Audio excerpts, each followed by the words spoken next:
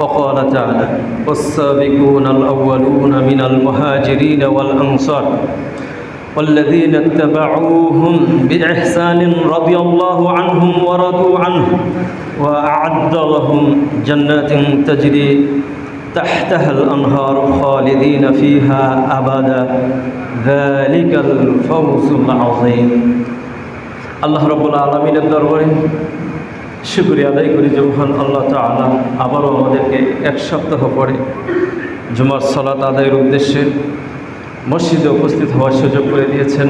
এজন্য আল্লাহ পাকের দরবারে শুকরিয়া জানাই। আমরা সবাই করি আলহামদুলিল্লাহ। লাখো কোটি দরুদ ও সালাম পেশ করছি বিশ্ব মানবতার মহান শিক্ষক সাইয়্যিদুল মুরসালিন রাহমাতাল লিল আলামিন মুহাম্মদুর রাসূলুল্লাহ সাল্লাল্লাহু আলাইহি ওয়াসাল্লামের উপরে।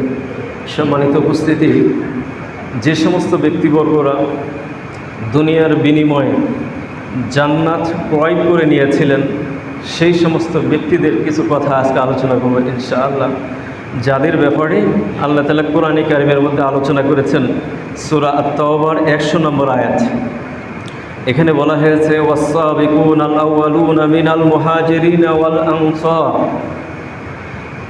যারা আল্লাহ তাআলার প্রতি ঈমান আনয়নের ক্ষেত্রে, আল্লাহ তাআলার ইত্তিবার ক্ষেত্রে যারা ছিল অগ্রগামী, তারা ছিল মুহাজিরদের এবং আনসারদের মধ্য থেকে যারা ওয়াল্লাযীনা ইত্তাবাউহুম, এবং যারা ওই সমস্ত মুহাজির আনসার সাহাবীদের অনুসরণ করেছে, তারা বেইহসানের সরল সঠিকভাবে তারা ইত্তিবা করেছেন সাহাবায়ে কেরামদের। ওই সমস্ত ব্যক্তি, এখানে দুইটা বিষয়, একটা হচ্ছে যে যারা ঈমান আনয়নের ক্ষেত্রে অগ্রগামী এবং ওই অগ্রগামী লোকদেরকে যারা অনুসরণ করেছে তারা, এই দুই শ্রেণীর কারা তারা? আলাদা হচ্ছে রাদিয়াল্লাহু আনহুম ওয়া রাদু আনহু, তাদের উপরে আল্লাহ তাআলা সন্তুষ্ট এবং তারাও আল্লাহর উপরে সন্তুষ্ট। এখানে বুঝতে হবে আল্লাহ তাদের উপরে সন্তুষ্ট এবং তারাও রবের উপরে সন্তুষ্ট।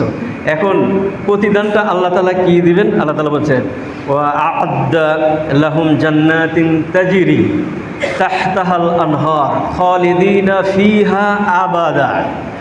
প্রতিদান হিসাবে আল্লাহ তাআলা তাদের জন্য প্রস্তুত রেখেছেন জান্নাত, যে জান্নাতের তলদেশে প্রবাহিত ঝর্ণাধারা, এবং তারা সেই জান্নাতের মধ্যে চিরস্থায়ীভাবে অবস্থান গ্রহণ করবেন। আর এরাই হচ্ছে সবচেয়ে বড় সফল কাম ব্যক্তি।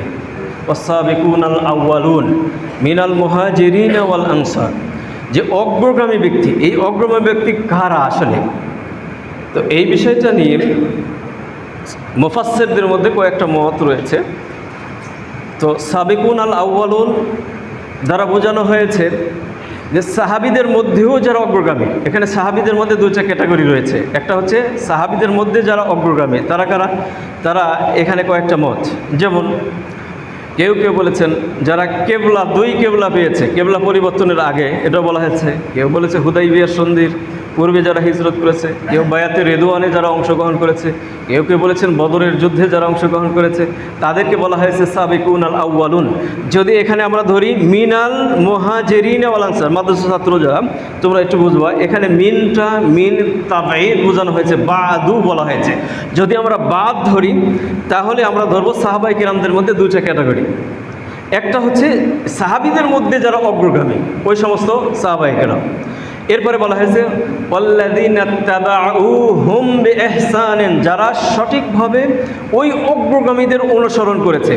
এখানে আবার আরেকটা বর্ণনা এইভাবে এসেছে, এখানে মিনাল মুহাজিরিন ওয়াল আনসার, এখানে মিনটা মিনে বায়ান, অর্থাৎ বর্ণনা দেওয়ার জন্য এসেছে। যদি এটা আমরা ধরি তাহলে গোটা উম্মতের মধ্যে, গোটা বিশ্ব মানব মণ্ডলীর মধ্য থেকে সাহাবায়ে কেরাম হচ্ছে অগ্রগামী। গোটা উম্মতের মধ্যে সাহাবায়ে কেরামরাই হচ্ছে অগ্রগামী, এবং এই সাহাবায়ে কেরামদের যারা অনুসরণ করেছে তাদের জন্য জান্নাতের সুসংবাদ রয়েছে। তো এখানে দেখেন এই সাহাবাদের কথা এখানে বলা হয়েছে যে তারা ইতিহাসে, কোরআন এবং হাদিসের পৃথিবীর ইতিহাসে সবচেয়ে সেরা মহামানব হচ্ছে কারা?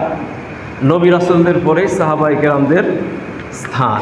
তো এই সাহাবায়ে কেরাম যাদেরকে আল্লাহ তাআলা মর্যাদা দিয়েছেন, তাদের জীবন ধারণটা কেমন ছিল, তারা মুসলিম মিল্লাতের জন্য কতটুকু আদর্শনীয় অনুকরণীয় হবে। দেখেন তাদের জীবনীটা কেমন ছিল, তারা দুনিয়াটাকে কিভাবে প্রাধান্য দিয়েছে, কতটুকু প্রাধান্য দিয়েছে, তাদের লক্ষ্য এবং উদ্দেশ্যটা কী ছিল। আজকের আলোচনায় সংক্ষিপ্ত আকারে কয়েকটা সাহাবীদের বিষয়টা নিয়ে যদি আমি আলোচনা করি তাহলে বিষয়টা আমাদের কাছে সুস্পষ্ট হবে। সাহাবায়ে কেরাম এই দুনিয়া নিয়ে কতটুকু ব্যস্ত ছিল, তারা প্রাধান্য দিয়েছেন পরকালীন জগৎকে। দুনিয়ার ক্ষণস্থায়ী যুগ নয়, দুনিয়ার এই জিন্দেগি নয়, বরং তারা প্রাধান্য দিয়েছেন পরকালীন জিন্দেগিকে। এই জন্য রাসূল সাল্লাল্লাহু আলাইহি সাল্লামের হাদিসে এইভাবে উল্লেখ রয়েছে, আব্দুল্লাহ ইবনে ওমর রাদিয়াল্লাহু তাআলা আনহুমা قال أخذ رسول الله صلى الله عليه وسلم বিমানকিবাইয়া। রাসূলুল্লাহ সাল্লাল্লাহু আলাইহি সাল্লাম একদা আমার কাঁধের উপরে হাত দিলেন। অনেক সময় বড় মানুষ ছোট মানুষকে শাবাশ দিয়ে কাঁধের উপরে থাবা মারে, বুকে থাবা মারে, কাঁধের উপরে হাত দেয়। রাসূল সাল্লাল্লাহু আলাইহি সাল্লাম ঠিক এইভাবে আব্দুল্লাহ ইবনে ওমর রাদিয়াল্লাহু তাআলা আনহুর কাঁধের উপরে একটা থাবা দিলেন, আদরের থাবা দিয়ে রাসূল সাল্লাল্লাহু আলাইহি সাল্লাম বললেন, কুন ফিদ দুনিয়া কাআন্নাকা গারীবুন আও আবিরু সাবিল। হে আব্দুল্লাহ ইবনে ওমর, তুমি এই পৃথিবীতে, এই দুনিয়াতে তুমি হও একজন অপরিচিত ব্যক্তি, তোমাকে কেউ চিনে না, তুমি হও অপরিচিত ব্যক্তি। আবিরু সাবিল অথবা পথযাত্রী, পথিক মুসাফির হও তুমি। শুনে রাখো, এই হাদিসটা যখন আব্দুল্লাহ ইবনে ওমর বর্ণনা করেছেন, রাসূল সাল্লাল্লাহু আলাইহি সাল্লাম যখন তাকে এই উপদেশ দিয়েছেন যে এই পৃথিবীতে তুমি একজন পথযাত্রী, এই পৃথিবীতে তুমি একজন গরিব মানুষ, অপরিচিত একজন মানুষ, সেদিন থেকে আব্দুল্লাহ ইবনে ওমর রাদিয়াল্লাহু তাআলা আনহু যাকেই কাছে পেতেন তাকেই লক্ষ্য করে বলতেন, ইদা আমসাইতা ফালা তান্তাজিরু আস-সাবাহা। যখন তুমি সন্ধ্যা পেয়েছ তখন তুমি সকাল হওয়ার জন্য অপেক্ষা করো না। ওয়াইদা আসবাহতা ফালা তান্তাজিরু আল-মাসা। যখন তুমি সকাল পেয়েছো তখন তুমি রাত হবে এর জন্য অপেক্ষায় তুমি থেকো না। আব্দুল্লাহ ইবনে ওমর রাদিয়াল্লাহু তাআলা এই নসিহতটা মানুষের কাছে সবসময়ের জন্য তিনি করতেন। বুখারীর হাদিসের মধ্যে এই বর্ণনাটা এইভাবে এসেছে। রাসূলুল্লাহ সাল্লাল্লাহু আলাইহি ওয়াসাল্লাম পৃথিবীতে এসেছেন মানব জাতিকে, দুনিয়ামুখী মানুষকে পরকালীনমুখী করার জন্য তিনি এসেছেন। পথভ্রষ্ট মানুষকে সঠিক রাস্তা দেখিয়ে দেওয়ার জন্য এই পৃথিবীতে তিনি এসেছেন। এই জন্য আল্লাহ তাআলা বলছেন, আলিফ লাম রা কিতাবুন আনজালনাহু ইলাইকা লিতুখরিজান নাসা মিনাজ-যুলুমাতি ইলান নূর। এই কোরআন রাসূলকে আমি প্রেরণ করে দিয়েছি এই জন্য যে আপনি অন্ধকার জগৎ থেকে মানুষগুলোকে বের করে নিয়ে এসে, দুনিয়ামুখী মানুষকে অন্ধকার জগৎ থেকে বের করে নিয়ে এসে আপনি আলোর রাস্তা দেখিয়ে দিবেন, অর্থাৎ পরকালের রাস্তা আপনি দেখিয়ে দিবেন, কোরআনের রাস্তা, হেদায়েতের রাস্তা আপনি দেখিয়ে দিবেন। এই জন্য কোরআন নাজিল করা হয়েছে, এই জন্য রসুলকে প্রেরণ করা হয়েছে। আর এই খেদমতটা রসুল সাল্লাল্লাহু আলাইহি সাল্লাম তার গোটা জিন্দেগিব্যাপী এই কাজটাই তিনি করেছেন। এই দাওয়াতের মাধ্যমে এক শ্রেণীর মানুষ তৈরি করেছেন। সেই সমস্ত মানুষ সম্পর্কে বলা হয়েছে আস-সাবিকুনাল আউয়ালুনা মিনাল মুহাজিরিন ওয়াল আনসার। পৃথিবীর ইতিহাসে সবচেয়ে সেরা মহামানব হচ্ছে তারাই যাদেরকে রাসূলুল্লাহ সাল্লাল্লাহু আলাইহি সাল্লাম এই ধরাধামে এই দুনিয়াতে তৈরি করে গিয়েছিলেন। সেই সমস্ত সাহাবায়ে কেরাম যাদের জন্য আল্লাহ তাআলা সুসংবাদ দিয়েছেন, আল্লাহ তাআলা তাদের জন্য জান্নাত প্রস্তুত করে রেখেছেন। সুবহানাল্লাহ। তাহলে আমাদের সামনে সাহাবায়ে কেরাম দৃষ্টান্ত আমাদের সামনে রয়েছে, তাহলে তারাই হবে আমাদের মডেল, তাদেরকেই তো আমাদেরকে অনুসরণ করতে হবে। পৃথিবীর কোন নেতার কার অনুসরণ আমরা করব? যেই অনুসরণের মাধ্যম দিয়ে পরকালীন জগতে নাজাত আছে এই কথা তো কোথাও নাই, কিন্তু সাহাবায়ে কেরামদের অনুসরণ করার মাধ্যমে রয়েছে সত্যিকার অর্থে সঠিক পথের হেদায়েত। রাসূল সাল্লাল্লাহু আলাইহি সাল্লাম সেই সমস্ত ব্যক্তিদেরকে তিনি তৈরি করেছেন। রাসূল সাল্লাল্লাহু আলাইহি সাল্লাম নিজে, তিনি ইতিপূর্বের আলোচনায় আমি বলেছিলাম রাসূল সাল্লাল্লাহু আলাইহি সাল্লামের পিছনে অর্থ সম্পদ সব কিছু লটকিয়ে দেওয়ার জন্য বলা হয়েছে, গোটা পাহাড়টাকে স্বর্ণ দিয়ে রূপান্তরিত করে দেওয়ার কথা বলা হয়েছে, কিন্তু রাসূল সাল্লাল্লাহু আলাইহি সাল্লাম সেটাকে গ্রহণ করেন নাই, সেটাকে ডিনাই করেছেন, সেটাকে লাথি মেরে সেখান থেকে সরে এসেছেন, তিনি তা রিসিভ করেন নাই। তিনি একজন পথিক মুসাফিরের মতো জীবনযাপন করেছেন। পথিক মুসাফির যেমন গন্তব্য তার থাকে একটা জায়গায়, ক্লান্ত হয়ে বিশ্রামের জন্য গাছের ছায়ায় আশ্রয় গ্রহণ করে, এই বিশ্রামটা সাময়িকের জন্য, অল্প কিছু সময়ের জন্য, ঠিক তেমনইভাবে এই দুনিয়াটা হচ্ছে বিশ্রামের জায়গা। গাছের নিচে যখন পথিক মুসাফির বসে থাকে, অল্প কিছু সময় বিশ্রাম নিয়ে আবার গন্তব্যে সে রওনা দেয়। ঠিক আমরা হচ্ছি এইরকম মুসাফির। আমাদের গন্তব্য হচ্ছে পরকালীন জগতের সফলতা। ওই গন্তব্যকে সামনে রেখে আমরা এই পৃথিবীটা একটা স্টপিক, যেখানে আমরা মুসাফিরের জীবনযাপন করছি, বিশ্রামের জন্য একটা গাছের নিচে আশ্রয় গ্রহণ করছি, সেটি হচ্ছে এই দুনিয়া। সুতরাং এই দুনিয়াতে সফলতা অর্জন করাটাই অরিজিনাল সফলতা নয়। আমার যে গন্তব্য, আমি যে প্রতীক মুসাফির, আমার গন্তব্য যেখানে আমি টার্গেট নিয়েছি সেখানে পৌঁছাটাই হচ্ছে আমার জন্য সফলতা। সেটি হচ্ছে পরকালীন জিন্দেগি। ওই পরকালের জন্যই রাসূল সাল্লাল্লাহু আলাইহি সাল্লাম তৈরি করেছিলেন, সাহাবায়ে কিরামদেরকে এক দল তৈরি করেছিলেন। তারা এই দুনিয়াটাকে রিসিভ করেন নাই, দুনিয়াটাকে ওইভাবে গ্রহণ করেন নাই, করেছেন অতটুকু যতটুকু জীবন পরিচালনা করার জন্য প্রয়োজন, ততটুকুই তারা গ্রহণ করেছেন। রাসূল সাল্লাল্লাহু আলাইহি সাল্লাম তিনি নিজেও অর্থ সম্পদকে তিনি আঁকড়ে ধরেন নাই। এমন একটা সময় ছিল যখন যুদ্ধবিগ্রহ চলছে, চতুর্দিকে সাহাবায়ে কেরামদের মধ্যে একটা অভাব অনটনের খেলা চলছে। সেই সময়টা পার হয়ে চলে গেছে, দেশ জয় হয়েছে, মদিনা স্বাধীন হয়েছে, সাহাবায়ে কেরামদের মধ্যে স্বস্তি এসেছে, যুদ্ধ বন্ধ হয়ে গেছে, মানুষ সুখে স্বাচ্ছন্দ্যে জীবনযাপন করছে, সাহাবায়ে কেরামদের মধ্যে স্বস্তি এসেছে, শান্তি এসেছে, সাহাবায়ে কেরামদের স্ত্রীদের মধ্যেও স্বস্তি এসেছে, শান্তি এসেছে, অভাব অনটন অনেকটা কমে গিয়েছে। সেটি দেখে রাসূল সাল্লাল্লাহু আলাইহি সাল্লামের স্ত্রীরা রাসূলের কাছে বায়না ধরেছে যে অমুক সাহাবী অমুক অমুক অমুক তারা তাদের স্ত্রীদেরকে এত এত কিছু দিচ্ছে, আমাদেরকেও দিতে হবে। রাসূল সাল্লাল্লাহু আলাইহি সাল্লামের সেই 9 জন স্ত্রী তখন এতজন স্ত্রীকে ওই সমস্ত সাহাবায়ে কেরামদের মতো করে কীভাবে দিবে বলেন দেখি। 1 মাস অতিক্রম করেছেন তিনি, এমন একটা পর্যায়ে এসেছে স্ত্রীরা এমনভাবে চাপ সৃষ্টি করেছেন 1 মাস পর্যন্ত তিনি কোনো স্ত্রীদের কাছে যান নাই, মনক্ষুণ্ণ হয়ে বসেছিলেন। এমন একটা পর্যায়ে আল্লাহ তাআলা কোরআনে কারিমের আয়াত নাজিল করেছেন, কোরআনের আয়াত নাজিল করেছেন তার স্ত্রীদের ব্যাপারে। এখানে বলা হয়েছে, ইয়া আইয়ুহান নবী কুল লিআজওয়াজিকা ইন কুনতুন্না তুরিদনাল হায়াতাদ দুনিয়া ওয়া যিনাতাহা ফাতাআলাইনা উমাত্তি'কুন্না ওয়া উসাররিহকুন্না সারহান জামিলা। আল্লাহ তাআলা আয়াত নাজিল করে দিয়েছেন স্ত্রীদের বায়না। 9 জন স্ত্রীকে সাহাবায়ে কেরামদের স্ত্রীদের মতো কীভাবে ভরণ পোষণ তিনি দিবেন। আল্লাহ তাআলা আয়াত নাজিল করেছে, হে নবী আপনি আপনার স্ত্রীদেরকে বলে দেন তারা যদি দুনিয়ার চাকচিক্য, দুনিয়া এবং দুনিয়ার শোভাবর্ধন চাকচিক্যময় জীবনযাপন যদি করতে চায় তাহলে আপনি তাদেরকে দিয়ে দেন, দিয়ে সুন্দরভাবে তাদেরকে বিদায় দিয়ে দেন। আল্লাহ তাআলা এটা নাজিল করে দিল। এই অপশানটা স্ত্রীদের কাছে রাসূল সাল্লাল্লাহু আলাইহি সাল্লাম শুনিয়ে দিল। স্ত্রীদেরকে বললেন যে তোমরা কি এটা চাও, দুনিয়ার চাকচিক্য এই জিন্দেগি, তোমরা এটা কি চাও? না, আরেকটা অপশান আছে, ওয়া ইন কুনতুন্না তুরিদনাল্লাহ ওয়া রাসূলাহু ওয়াদ দারাল আখিরাহ ফাইনাল্লাহা আ'আদ্দা লিল মুহসানাতি মিনকুন্না আজরান আযীমা। না, তোমরা পরকালীন জিন্দেগির সফলতা চাও, কোনটা চাও? তোমরা কি দুনিয়ার সফলতা চাও না পরকালীন জগতের সফলতা চাও, কোনটা চাও?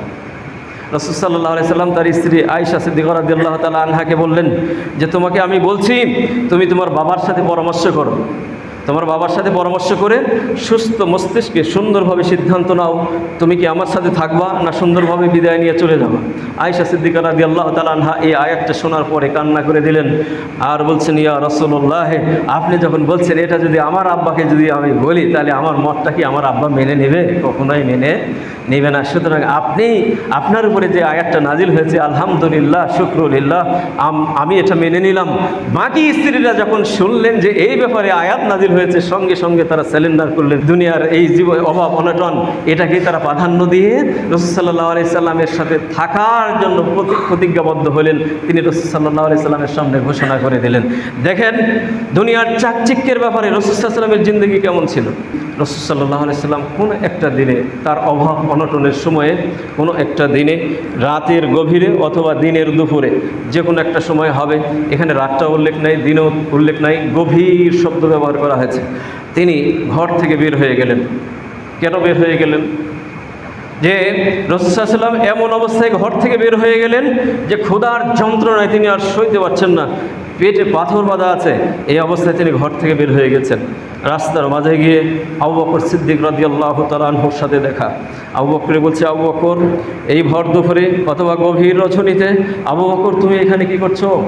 আবু বকর বলছেন, ইয়া রাসূলুল্লাহ, আপনি যে জন্য বের হয়েছেন আবু বকরের ঠিক ওই একই অবস্থায় বের হয়েছে, অবস্থা আবু বকরের ওই একই। একটু সামনের দিকে এগোলেন, এগিয়ে দেখলেন ওমর রাদিয়াল্লাহু তাআলা আনহুর সাথে দেখা। ওমর এই ভর দুপুরে কোনো মানুষ তো বের হয় না, দুপুর যদি হয়ে থাকে তাহলে আরব বিশ্বে বালির উপরে যখন রোদ পড়ে প্রচণ্ড তাপ, ওই সময়ে ঘর থেকে মানুষ বের হয় না, তো এই সময়ে তুমি কেন বের হলে? ওমর রাদিয়াল্লাহু তাআলা আনহু বলছেন, রসুল যেই জন্য বের হয়েছে, আবু বকর যেই জন্য বের হয়েছে, ওমরও সেই জন্যই বের হয়েছে। আপনি চিন্তা করে দেখেন, পৃথিবীর ইতিহাসে সবচেয়ে সেরা মহামানব হচ্ছেন রাসূলুল্লাহ সাল্লাল্লাহু আলাইহি সাল্লাম। তার চেয়ে দামি মানুষ পৃথিবীতে আর আছে? আবু বকরের ব্যাপারে রাসূল সাল্লাল্লাহু আলাইহি সাল্লাম বলেছেন, রসুলের পরে সেরা মহামানব হচ্ছেন আবু বকর সিদ্দিক রাদিয়াল্লাহু তাআলা আনহু। যে আবু বকরের ব্যাপারে বলা হয়েছে, আবু বকরের আমল কিয়ামতের ময়দানে, আবু বকরের আমল কিয়ামতের ময়দানে উম্মতের মধ্যে সবচেয়ে বেশি ওজনের হবে আবু বকরের আমল। আমলের পাল্লায় আবু বকরের আমল হবে ওজনে ভারী। পৃথিবীর সমস্ত উম্মতের আমল যদি এক জায়গায় উঠে দেওয়া হয়, আবু বকরের আমল একদিকে, আবু বকরের আমলটা ভারী হয়ে যাবে। আবার ইমানের ক্ষেত্রে বলা হয়েছে হাদিসে যে আবু বকরের ইমানটা ছিল এতই মজবুত, গোটা উম্মতে মুহাম্মাদের সমস্ত ইমান যদি একত্রিত করা হয়, এক জায়গায় উঠিয়ে দেওয়া হয়, আবু বকরের ইমান যদি আরেক দিকে উঠিয়ে দেওয়া হয়, আবু বকরের ইমানের পাল্লাটা ভারী হয়ে যাবে। এমন এক মহামানব ক্ষুধার যন্ত্রণায় ঘর থেকে বের হয়ে গেছে। আপনি চিন্তা করেছেন? ওমর রাদিয়াল্লাহু তাআলা আনহু সম্পর্কে রাসূল সাল্লাল্লাহু আলাইহি সাল্লাম বলেছেন যে আমার পরে যদি এই পৃথিবীতে আল্লাহ তাআলা নবী পাঠাতেন তাহলে লাকানা ওমর বিন খাত্তাব রাদিয়াল্লাহু তাআলা আনহু, ওমর রাদিয়াল্লাহু তাআলা আনহুকে আল্লাহ তাআলা নবী বানিয়ে দিতেন। এই তিনজন মহামানব ক্ষুধার যন্ত্রণায় ঘর থেকে বের হয়ে গেছেন। সুবহানাল্লাহ। দুনিয়ার জিন্দগিকে তারা প্রাধান্য দেন নাই। রাসূল সাল্লাল্লাহু আলাইহি ওয়াসাল্লাম বলছেন, চলো আমরা সামনের দিকে এগোই, আল্লাহ তাআলা কোনো ক্ষুধা নিবারণের কোনো ব্যবস্থা আল্লাহ তাআলা করে দেয় কিনা। আজকে আমরা দেখি, সামনে গেলেন, একজন আনসার সাহাবীর খেজুরের বাগানের দিকে গেলেন। এই সময় সাহাবী বাসায় ছিল না, তার স্ত্রী বাসায় আছে। তার স্ত্রীর জানালার ফাঁক দিয়ে রসুলকে দেখে, আবু বকরকে দেখে, ওমরকে দেখে আনন্দে উদ্বেলিত হয়ে গেলেন। পৃথিবীর সেরা তিন মহামানব আমার বাড়িতে এসেছে, এর চাইতে আনন্দের সুসংবাদ আর কি হতে পারে বলেন? মহিলাটি ছটফট করতেছিল। রাসূল সাল্লাল্লাহু আলাইহি সাল্লাম জিজ্ঞেস করলেন, মহিলা তোমার স্বামী কোথায়? বলছে যে আমার স্বামী একটু আগেই ঘর থেকে বের হয়ে গেছে, সুমিষ্ট পানি সংগ্রহ করার জন্য অনেক দূর প্রান্তে চলে গেছে। একটু পরে ওই সাহাবী ফিরে এসে রাসূল সাল্লাল্লাহু আলাইহি সাল্লামকে দেখে উনি আরও আনন্দে উদ্বেলিত হয়ে গেলেন। তিনি কি করবেন, কোথায় বসতে দিবেন খুঁজে পাচ্ছেন না। দৌড় দিয়ে তিনি চলে গেলেন খেজুর বাগানে।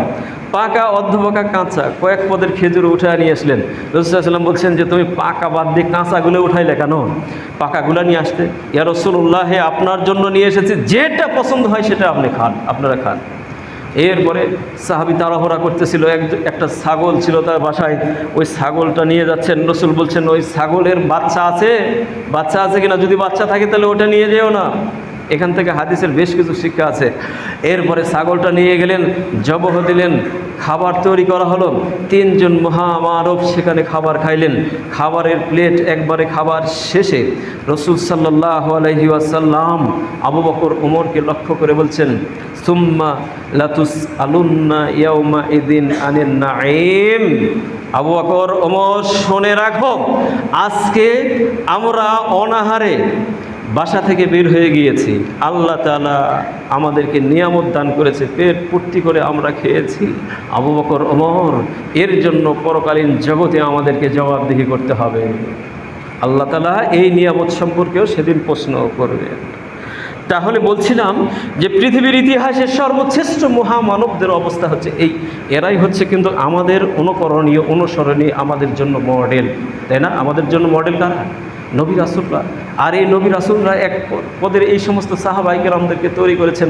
তাদের জিন্দেগি পৃথিবীর ইতিহাসের সবচেয়ে ধনী যে সাহাবী, গতদিনে বলেছেন আব্দুর রহমান বিন আওফ, 501 বিলিয়ন ডলারের মালিক, সেই সাহাবীর কাছে রমজান মাসে খাবার এসেছে, তিনি কান্না করে দিলেন আর বলতেছিলেন যে আমাদের মাঝে অনেক উত্তম ব্যক্তি ছিল, মুসআব বিন উমাইর ছিল, আমার চাইতে অনেক উত্তম ব্যক্তি ছিল, সে মৃত্যুবরণ করেছে, জিহাদের ময়দানে, উহুদের ময়দানে জীবন দিয়েছে। ওই জীবন দেওয়ার সময়ে তার পরনে একটা চাদর ছিল, ওই চাদর দিয়ে তার মাথা ঢাকলে পা বের হয়ে যায়, পা ঢাকলে মাথা বের হয়ে যায়। রসুল অনুমতি দিলেন ইসখির নামক ঘাস দিয়ে তাকে দাফন কাফন করে দাও। অথচ মুসআব বিন উমাইর আমার চেয়ে অনেক ভালো ব্যক্তি ছিল, কিন্তু তারা দুনিয়াতে সফলতা অর্জন করতে পারে নাই, কিন্তু দুনিয়া থেকে বিদায় হয়ে চলে গেছে। আমি আজকে আব্দুর রহমান বিন আউফ এত টাকার মালিক হয়েছি, না জানি এই টাকার বিনিময়ে আমার পরকাল কি ক্ষতিগ্রস্ত হচ্ছে কিনা। সুতরাং দেখেন, খেতে বসেছেন, রোজার সময়ে প্লেটটা সামনে এসেছে ভালো খাবার, সেটাকে লক্ষ্য করে পরকালের কথা চিন্তা করতেছে। এত সম্পদের মালিক, তারপরে পরকালকে তারা ভুলে যায় নাই। সুবহানাল্লাহি বিহামদিহি। এই মুসআব বিন উমাইর যখন ইসলাম গ্রহণ করেছে, সব কিছু ছেড়ে দিয়ে চলে গেছেন। মুসআব বিন উমাইরের পিতা ছিল সবচেয়ে ধনী ব্যক্তি, শিল্পপতি, চামড়ার ব্যবসা, কাপড়ের ব্যবসা সহ আরও অনেক ব্যবসা। যেই আতর একবার ব্যবহার করতেন, দ্বিতীয়বার করতেন না, বিদেশ থেকে অর্ডার দিয়ে আমদানি করতেন। যে কাপড় একবার ব্যবহার করতেন, দ্বিতীয়বার করতেন না, কোনো বর্ণনা আছে 3 বার একটা কাপড় পরিধান করতেন। এত সম্পদের মালিক যখন ইসলামের দাওয়াত পেয়েছে, ইসলাম কবুল করেছে, পিতামাতা তার কাছ থেকে সব কিছু ছিনিয়ে নিয়েছে, সেগুলোকে সব কিছুকে লাথি মেরে দূরে সরিয়ে দিয়ে তিনি রাসূলুল্লাহ সাল্লাল্লাহু আলাইহি সাল্লামের দরবারে গিয়েছেন। সেখানে গিয়ে ভিক্ষুকের জীবনযাপন করেছেন, অথচ বাবার অর্থ সম্পদ সব কিছুকে ত্যাগ করেছেন। একদা তিনি শুনতে পেয়েছেন তার মা অসুস্থ। রসুলের কাছে যা বলছেন, ইয়া রাসূলুল্লাহ, আমি আমার মাকে দেখতে যেতে চাই। রসুল বলছেন, যাও তুমি তোমার মাকে দেখে আসো। মায়ের কাছে গেলেন, মা বাইনা ধরলো, তোমাকে ইসলাম ছাড়তে হবে, তুমি যদি ইসলাম না ছাড়ো আমি ওষুধ খাবো না, আমি আমার জীবন দিয়ে দিব। মুসআব বিন উমাইর বলছেন, মা তুমি কাকে বলছো এই কথা? তুমি জানো তোমার মতো 1000 মাকে যদি আমাকে ছাড়তে হয়, আর যদি ইসলাম ছাড়ার কথা বলা হয়, তোমার মতো 1000 মাকে আমি ছাড়তে রাজি আছি, তারপরও ইসলাম ছাড়তে আমি রাজি নয়। এই সমস্ত ব্যক্তিদেরকে রাসূল সাল্লাল্লাহু আলাইহি সাল্লাম তৈরি করেছিলেন। তারা হচ্ছে আমাদের মডেল, তারা হচ্ছে আমাদের অনুসরণীয়, অনুকরণীয়। সাঈদ বিন আমির আল জুমাহি, এই ঘটনাটা অনেকেই জানে। সাঈদ বিন আমির আল জুমাহি ওমর রাদিয়াল্লাহু তাআলা আনহুর সময়কাল তিনি পেয়েছেন, আবু বকরের সময় খেলাফত কাল তিনি পেয়েছেন। তিনি ইসলাম গ্রহণ করার পূর্বে সেই বংশের সেরা ব্যক্তি ছিলেন। আবু সুফিয়ানের মর্যাদা তিনি লাভ করেছিলেন। একজন মর্যাদাবান ব্যক্তি যখন ইসলামের দাওয়াত পেয়েছেন, ইসলামের মধ্যে প্রবেশ করেছেন, আবু বকরের খেলাফত কাল পেয়েছেন, রসুলের জিন্দেগি তিনি পেয়েছেন। ওমর রাদিয়াল্লাহু তাআলা আনহু যখন খেলাফতের দায়িত্ব নিলেন, ওই সাঈদ বিন আমির আল জুমাহি ওমর রাদিয়াল্লাহু তাআলা আনহুর দরবারে উপস্থিত হয়ে বলছেন, ওমর, আল্লাহ তাআলাকে ভয় করে চলবা, আল্লাহকে ভয় করে চলবা। পৃথিবীর কোনো মানুষের চক্ষুকে তুমি ভয় পাবা না। সত্য এবং মিথ্যার মাঝে পার্থক্য করা শিখো ওমর। স্বজন প্রীতিকে বাদ দাও, আল্লাহ তাআলাকে ভয় করো। পরকালীন জগতে হিসাব দিতে হবে। এই সমস্ত নসিহত করতেছে ওমর রাদিয়াল্লাহু তাআলা আনহুকে। তখন ওমর রাদিয়াল্লাহু তাআলা আনহু বলছেন, সাঈদ বিন আমির আল জুমাহি, এটাকে সম্ভব পরিপূর্ণরূপে পালন করা? বলছেন, আল্লাহ তাআলা তোমাকে নির্বাচন করেছে, তোমার দ্বারাই সম্ভব। ওমর রাদিয়াল্লাহু তাআলা আনহু বলছেন, তাহলে তোমরা পিছিয়ে কেন? সেই হিমস নগরীর গভর্নর নিযুক্ত করে দিলাম তোমাকে, যাও তুমি চলে যাও, সেই এলাকাতে তুমি গভর্নরের দায়িত্ব পালন করবে। সাঈদ বিন আমির আল জুমাহি এই কথা শোনার সাথে সাথে তিনি পিছন দিক থেকে দৌড় মারলেন। তিনি দায়িত্বটা নিতে চাচ্ছেন না, কারণ দায়িত্বটা অনেক কঠিন, পরকালীন জগতে জবাব দিতে হবে। সুবহানাল্লাহ। তিনি দৌড় দিলেন, পিছনের দিকে দৌড় দিলেন, পিছন দিক থেকে জামা জড়িয়ে ধরল। ওমর রাদিয়াল্লাহু তাআলা বলছে, শুনে রাখো সাঈদ বিন আমির, তোমরা আমাকে দায়িত্ব দিয়ে তোমরা পালিয়ে বেড়াচ্ছ, পরকালীন জগতে হিসাবের কাঠগড়ায় আমি তোমাকে আসামি করে দাঁড় করাবো সেদিন। বলেন, আর জবাব দেওয়ার কিছু আছে? তিনি নিয়ে নিলেন দায়িত্ব, চলে গেলেন হিমস নগরীতে দায়িত্ব পালন করার জন্য। ওমর রাদিয়াল্লাহু তাআলা আনহু কোনো একটা সময়ে হিমস নগরীর গরিব মানুষের একটা তালিকা তৈরি করতে বললেন। তিনি জাকাত ফান্ড থেকে কিছু জাকাতের টাকা দিবেন। সেখানে সেই লিস্টের লেখা আছে সর্বপ্রথম যে নাম, সেটি হচ্ছেন সাঈদ বিন আমির আল জুমাহি। ওমর রাদিয়াল্লাহু তাআলা আনহু এই লিস্টটা দেখে বলছেন, কোন সাঈদ এটা? বলছে যে ইনি হচ্ছেন আমাদের গভর্নর সাঈদ বিন আমির আল জুমাহি। ওমর রাদিয়াল্লাহু তাআলা আনহু কেঁদে দিলেন। তিনি একজন গভর্নর, একটা রাষ্ট্রের রাষ্ট্রপতি, তিনি জাকাত ফান্ডের হাদিয়া গ্রহণ করার ক্ষেত্রে সর্বপ্রথম নাম হচ্ছেন সাঈদ বিন আমির আল জুমাহি। নিজের সঞ্চিত সমস্ত সম্পদ মানব কল্যাণের জন্য উৎসর্গ করে দিয়েছেন। ওমর রাদিয়াল্লাহু তাআলা আনহু 1000 দিনার উপহার দিলেন। এই 1000 দিনার নিয়ে যে যখন তাকে দেওয়া হলো, তখন তিনি বলছেন, ইন্না লিল্লাহি ওয়া ইন্না ইলাইহি রাজিউন। স্ত্রী বলছে, কেন তুমি এটা বলছো? আমিরুল মুমিনিন কি মৃত্যুবরণ করলো নাকি? তো তুমি এত জোরে আওয়াজে তুমি বলছো, বলছে না না না না ওটা না, ওর চাইতে বড় বিপদ আমার কাছে এসেছে। কি এসেছে? কোনো অমুসলিম এবং মুসলিমদের মধ্যে যুদ্ধ বেঁধে গেছে কিনা? না না না, এর চাইতে বড় বিপদ আমার কাছে এসেছে, দুনিয়া ধরা দিয়েছে, পরকাল দূরে সরে যাচ্ছে আমার কাছ থেকে। কি হয়েছে? ওমর আমার কাছে হাদিয়া পাঠিয়েছে, এখান থেকে বাঁচার উপায় আছে। স্ত্রী পরামর্শ দিচ্ছে এখান থেকে বাঁচার উপায় আছে। কি? তুমি এগুলো গরিব ফকির মিসকিনের মাঝে বিতরণ করে দাও। সুবহানাল্লাহ, স্ত্রী বলছে এই কথা। সম্পদগুলো লিস্ট করলেন, ওখানে গরিব, ওখানে বিধবা, ওখানে এতিম, এদের কাছে সব কিছুকে বিলিয়ে দিলেন। ওমর রাদিয়াল্লাহু তাআলা আনহু সিরিয়াতে সফর করলেন। ওই সফরে তিনি হিমস নগরীতে গেলেন, দেখলেন প্রিয় মানুষ সাইদ বিন আমির আল জুমাহি। ওমর রাদিয়াল্লাহু তাআলা অনেক ভালোবাসতেন তাকে, তার কাছে গেলেন। সেখানে গেলেন, যে তার কাছে না গিয়ে রাষ্ট্রের কিছু লোকদেরকে তিনি সম্বোধিত করলেন, একত্রিত করে বলছেন যে তোমাদের আমিরের ব্যাপারে, তোমাদের গভর্নরের ব্যাপারে তোমাদের কোনো অভিযোগ আছে কিনা? রাষ্ট্রের লোকেরা ওমর রাদিয়াল্লাহু তাআলা আনহুর কাছে 4টা অভিযোগ করলো, আমিরের বিরুদ্ধে 4টা অভিযোগ। ওমর রাদিয়াল্লাহু তাআলা আনহু চিন্তিত হয়ে গেলেন, আমার প্রিয় মানুষ, তার সম্পর্কে এত সুন্দর ধারণা, আজকের সেই ধারণাটাকে নষ্ট হয়ে যাবে। আল্লাহ তুমি হেফাজত করো সাইদ বিন আমরকে, কারণ ওমরের বিচারে যে আসবে, কোথায় সাইদ বিন আমর আর কে? এটা তো ওমরের বিচারে তুমি পার পাবে না, বিপদে পড়বে। আল্লাহর কাছে তিনি গোপনীয় দোয়া করলেন, আল্লাহ তুমি সাইদ বিন আমেরকে তুমি রক্ষা করো।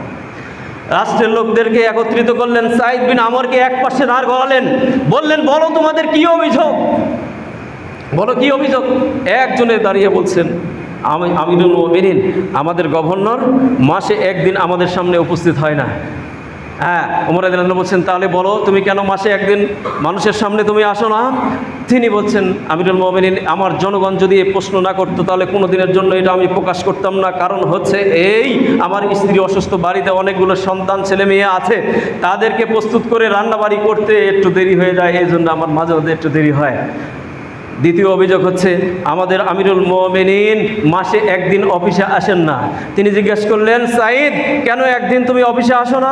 সাইদ বলছেন, আমিরুল মুমিনিন, আমার জনগণ প্রশ্ন না করলে আমি কোনো দিনের জন্য এটা প্রকাশ করতাম না। কারণ হচ্ছে এই, আমার একটা মাত্র জুব্বা, এই জুব্বাটা আমি পরে আমি আমার অফিস করি, এই জুব্বা 1 মাস অন্তর আমি ধুয়ে দিই, বড় মোটা জামা, এটা শুকাইতে গিয়ে অনেক দেরি হয়ে যায়, এই জন্য আমি একদিন আমি ছুটি কাটাই।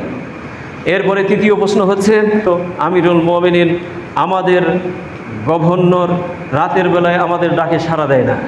জিজ্ঞেস করলো, রাতের বেলা কেন সাড়া দাও না? তিনি বলছেন, আমিরুল মুমিনিন, আমি আমার সময়কে 2টা ভাগে ভাগ করেছি, একটা হচ্ছে জনগণের জন্য, একটা হচ্ছে আল্লাহ তাআলার জন্য। রাতের অন্ধকারে আমি আল্লাহ লিল্লাহর জন্য আমি দাঁড়িয়ে যাই, ইবাদত বন্দেগী করি, এই জন্য জনগণের সারা দিনে আমি রাতের বেলা আমি জনগণের সামনে আসি না। আর 4th নম্বর ছিল, তিনি হঠাৎ করে অজ্ঞান হয়ে পড়ে যান। অজ্ঞান হয়ে পড়ে যাওয়ার কারণ কি? কারণ হচ্ছে এই, খুবাইব বিন আদিকে যখন শাহাদাত বরণ করে, যখন তিনি তাকে হত্যা করে, ওই সময়ে আমি স্টিল দাঁড়িয়ে ছিলাম, তখন আমি কাফের ছিলাম। তাকে শুলিতে চড়িয়ে যখন জীবন্ত মানুষের শরীর থেকে গোস্তগুলো কেটে কেটে যখন টুকরো টুকরো করা হচ্ছিল, ওই দৃশ্যটা আমি দেখেছি। আর ওই দৃশ্যটা আমার গোটা জীবন আমাকে ধাওয়া করে বেড়ায়। তিনি একটা দোয়া করেছিলেন, ওই দোয়াটা কখন যে কবুল হয়ে যায়, ওই বিপদ কখন বালা মুসিবত আমার কাছে এসে ধরে, এই জন্য আমি সবসময়ের জন্য আমি সতর্ক থাকি। আর ওটাকে আমাকে বড় আতঙ্কিত করে তুলে। এই জন্য আমার যখন ওই মৃত্যু, যে কি কঠিনভাবে তাকে শাস্তি দিয়েছে, শুলে চড়িয়ে তাকে জীবন্ত মানুষকে শরীর থেকে টুকরো টুকরো করে গোস্তগুলোকে একত্রিত করছে, হাত পা বিকলঙ্গ করে এইভাবে করে তাকে হত্যা করেছে, ওই দৃশ্যটা যখন আমার স্মৃতিপটে ভেসে ওঠে, তখন আমি মাঝে মধ্যে অজ্ঞান হয়ে যাই। বুঝতে পেরেছেন? এই ছিল ইতিহাস।